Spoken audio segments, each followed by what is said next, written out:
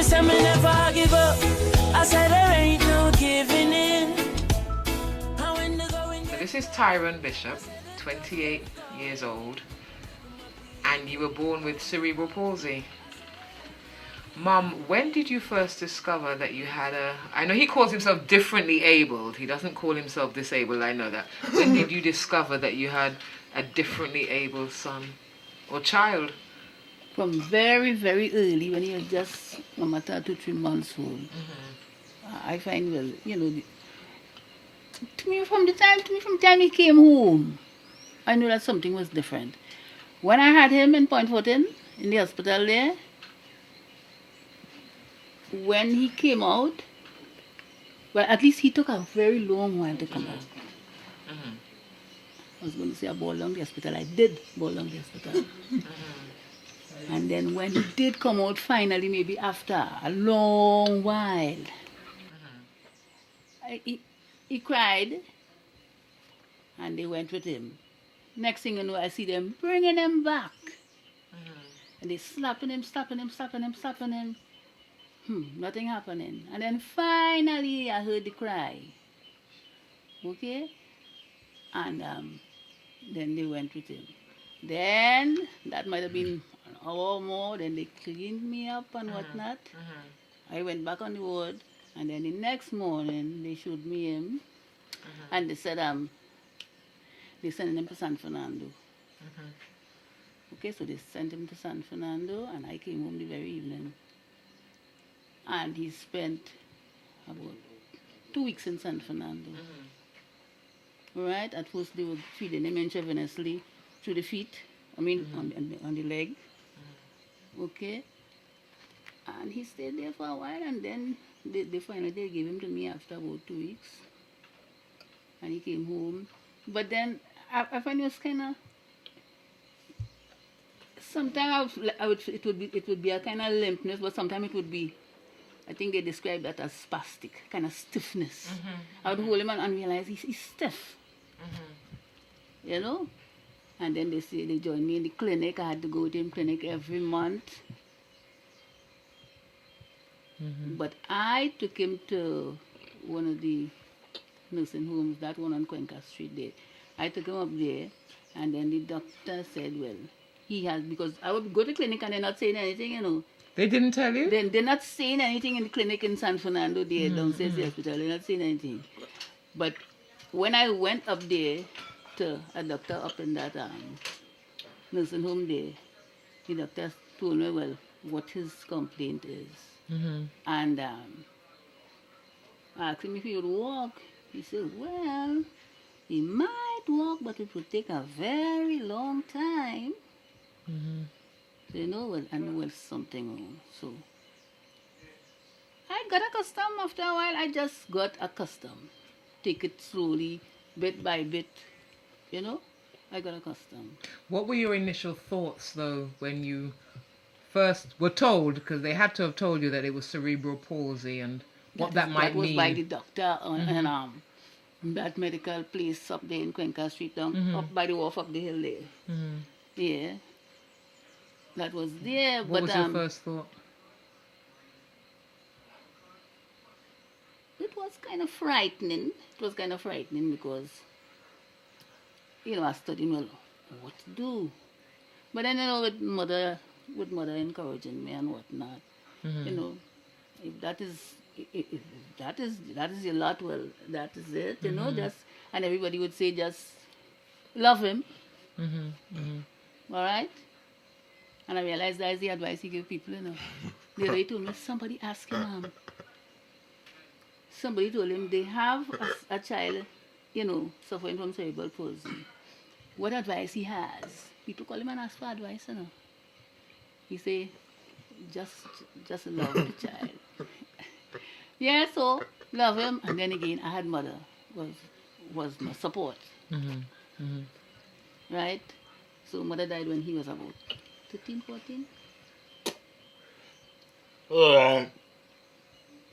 12. Oh. So I had her like for the first 12 years.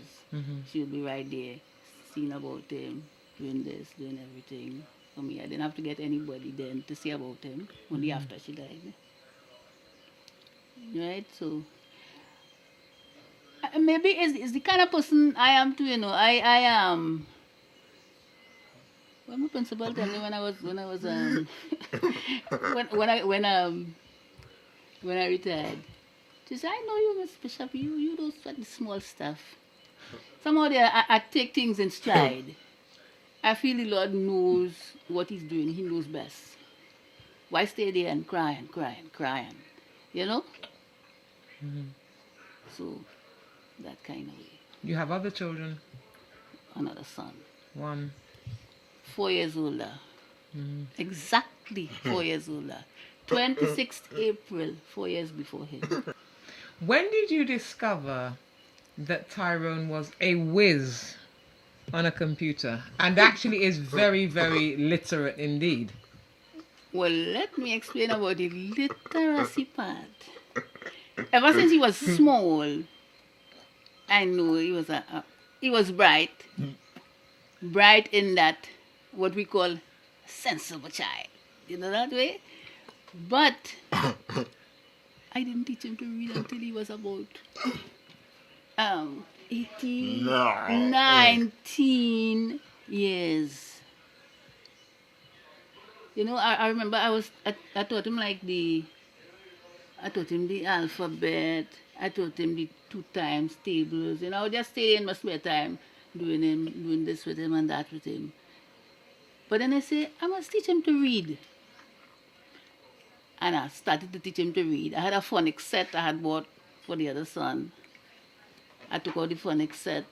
Well, that one didn't really have no set of pictures. It had 2 or 3 little books. Took out the phonics set, and I worked with the phonics set, and I put him through the cartridge, well, all those books.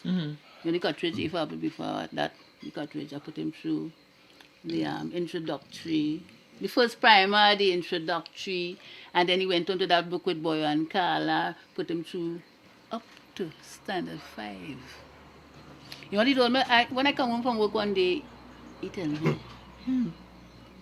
he doesn't turn the page, understand what was on that page.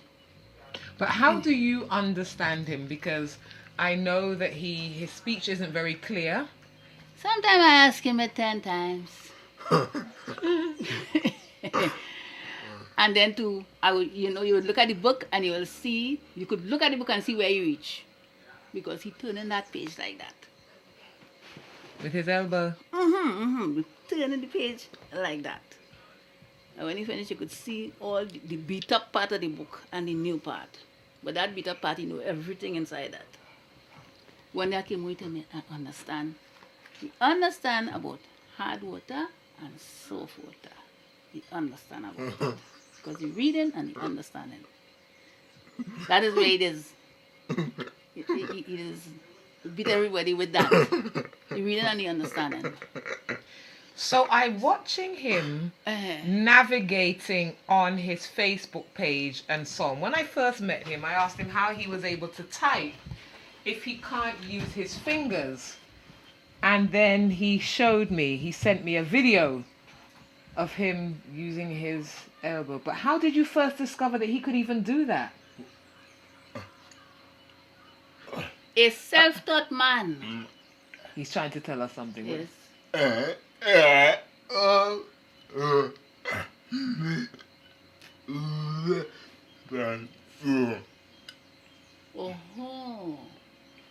You see, using that phone, he would use the phone. Everybody coming to ask him to do this for them on the phone, do that for them on the phone, do that for them on the phone. Miss Bishop. Yes. How did you even discover he could use the phone? That's what I mean. Well, I don't know. He wants a phone. He asked you for a phone? Buy him a phone. He asked you for a phone? Yes. You buy him a phone. So because I wouldn't have bought you the phone. I would have said, but what you want a phone for? He wants a phone. So you bought him the phone? Yes. And he was with that, not the quote board, the next one. He used that for a long while until finally he told me he feel he could handle that quote board one. He wanted Wi-Fi. So to get the Wi-Fi, you're not getting Wi-Fi on this Right. keyboard That's here. for me too. Right? So he had to get that to get the Wi-Fi. So I bought that for him. I said, boy. Which is a smartphone. I said, how you will handle those little numbers on that? I can't even handle it, Miss Bishop, with my nails. Watch me. Right, so. Right there, doing everything. We will cut and paste on that. And don't ask me how we learn cut and paste. Because you can't even send an email, can you? Well, you told me that. But watch me, he will show me. He will show me how to do it. He will show me it. I will do it. Next week he will show me again. I'll do it again. I say I have for computer, but I won't computer. Me say me never give up. I said there ain't no giving in.